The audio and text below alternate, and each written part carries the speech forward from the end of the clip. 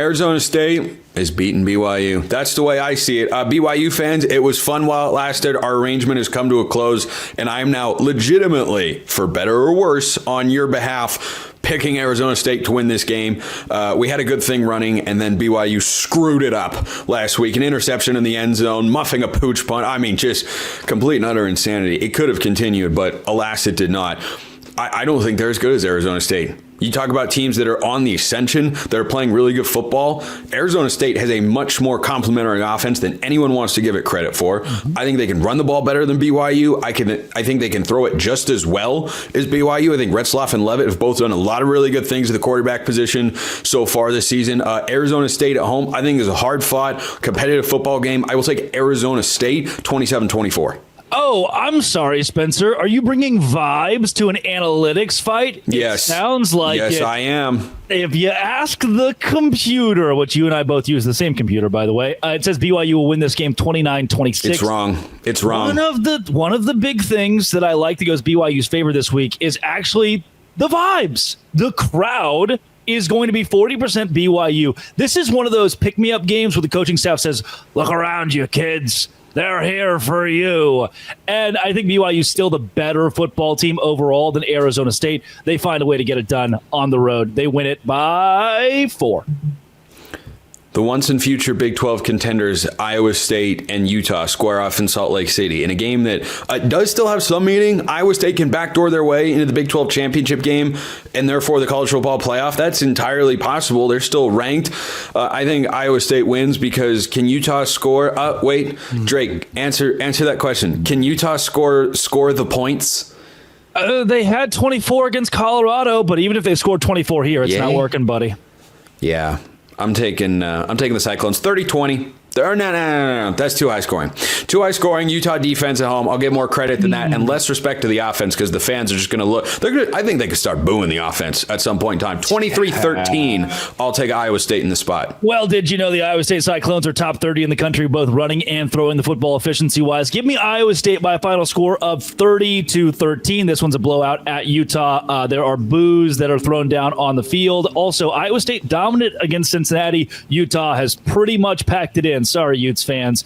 Iowa State on the ascension enough to get it done on the road this week. West Virginia against UCF in the we didn't live up to expectations bowl of the week. I'm not going to say the season because, boy, I feel like we have one of these matchups every week. We're like, what could have been? I mean, the next game we're picking is Arizona TCU. Talk about what was supposed to be or what could have been.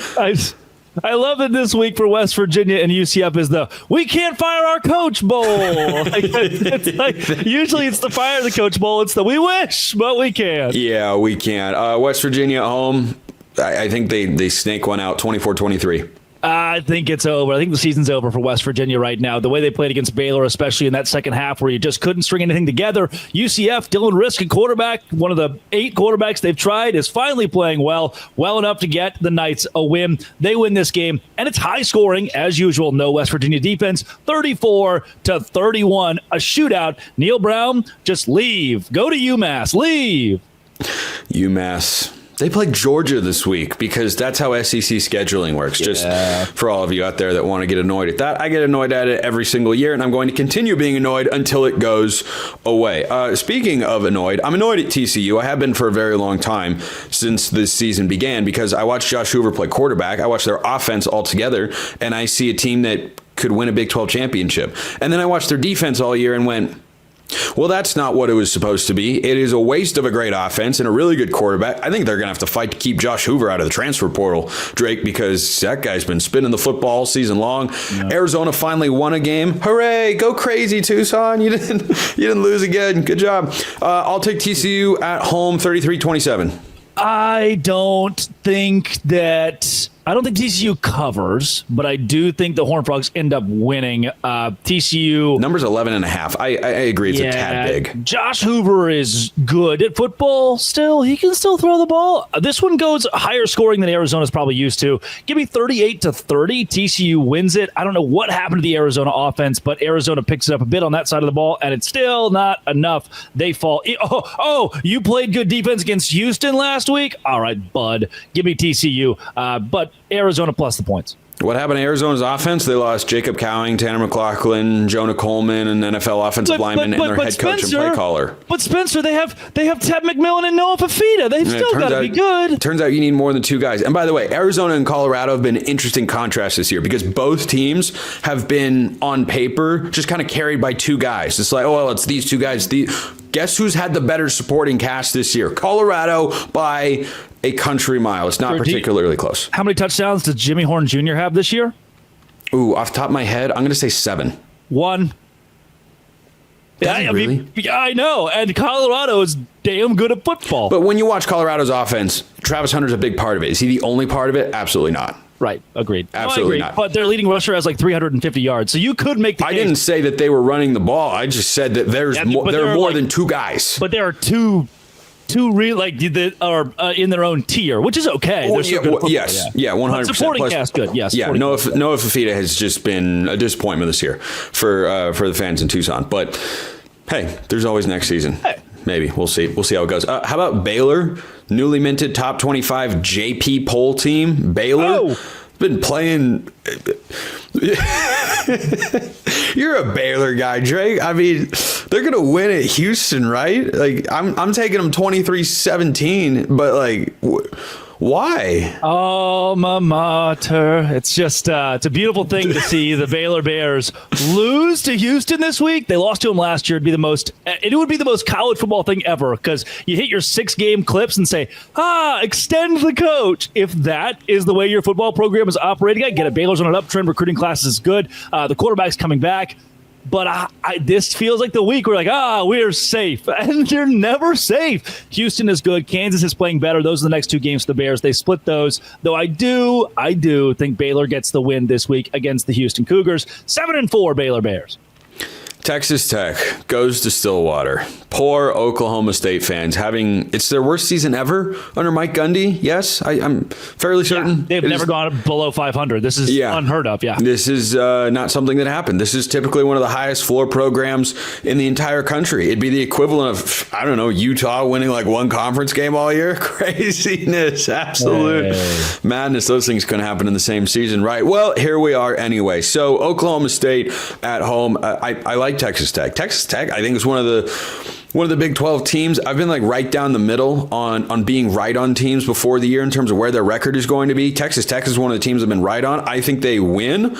I think they are winning by 7 points. I don't know how much defense gets played in this particular game. 38-31, Texas Tech. I don't know how much offense gets played by Oklahoma State. 37-17. Tech runs away with this one in Boone Pickens. That's how every single game in the Big 12 is going to play out because we've never been wrong on any predictions ever at any time. Oklahoma State's going to win, aren't they? Oklahoma State is 100. Yeah, congratulations, Cowboys. You're going to win a game. Cody Stovall, Locked On Big 12, is going to be ecstatic. He's going to have when he sees it, he's going to say, they said what? So we're going to win. Yes, Cody. That was a pretty good Cody. Drake's all Locked On Big 12. Appreciate it as always, Drake. All right. Is the ACC just boring? Is that where the ACC is at? Like, it's supposed to be on par with the Big 12. From an entertainment standpoint, it is we have Neo. It is definitively. What do you mean on par? We have Neo. That's why I said it's supposed to be. But here's the thing. You could see chaos in the ACC this week. Yeah, or you could not. But you should pay attention anyway. It's a lot more exciting than most people give it credit for. That's coming up next. First, this episode brought to you by Prize Picks. Prize Picks is the best place to get real money sports action. With over 10 million members and billions of dollars in awarded winnings, Prize Picks has made daily fantasy sports accessible to all. You just pick more or less than on at least 2 player stats for a shot to win up to 100 times your cash. Run your game all season long on Prize Picks. And like I said, you can win up to 100 times your money with as few as 4 correct picks. Do you think you're a stat savant? Do you look at a guy's total before a game and say, I know exactly how that's playing out? Put your money where your mouth is over at Prize Picks because that's the number one place to go. And Prize Pick now offers Venmo for quick and easy deposits and withdrawals into your account this sports season. So Prize Picks, that's the place that you got to go. Download the app today. Use code LOCKEDONCollege. Get $50 instantly after you play your first $5 lineup. That's downloading the app, Prize Picks, using the code Locked On College, and get $50 instantly after you play your first $5 lineup. Prize Picks, check them out today and run your game.